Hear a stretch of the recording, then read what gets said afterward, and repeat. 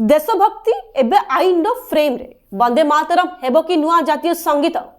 मोदी सरकार वंदे मातरम को नहीं एबे एक नुआ पदक्षेप उपर चिंता करुछंती जहा देशभक्ति सहित राजनीति रे मध्य हलचल सृष्टि करुछि। गृह मंत्रालय रो एक बैठक रे वंदे मातरम को जातीय संगीत परि समान सम्मान देबा ओ एहार गान समय रे ठिया हेबा को बाध्यतामूलक कराजिबो कि नाही से नहीं आलोचना होछि।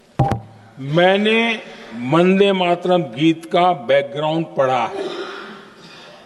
नेहरू जी फिर लिखते हैं, मुझे लगता है कि ये जो बैकग्राउंड है इससे मुस्लिम भड़केंगे।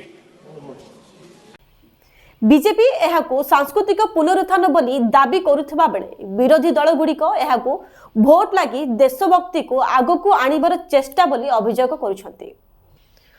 1937 मसीह ब्रिटिश शासन काल रे कांग्रेस किछि प्रदेश रे सरकार गठन करिथिबा बेले वंदे मातरम गीतटी स्वाधीनता आंदोलन एक बड़ प्रतीक थिला। किंतु एही गीतर किछि पदरे देवी पूजा और मातृभूमि को देवी रूपे वर्णना करा जाइथिबारो किछि मुस्लिम नेता आपत्ति जणाइथिले। सेही समय रे कांग्रेस निष्पत्ति नेइथिला जे वंदे मातरम रो मात्र प्रथम दुईटी पद गान करा जिवो।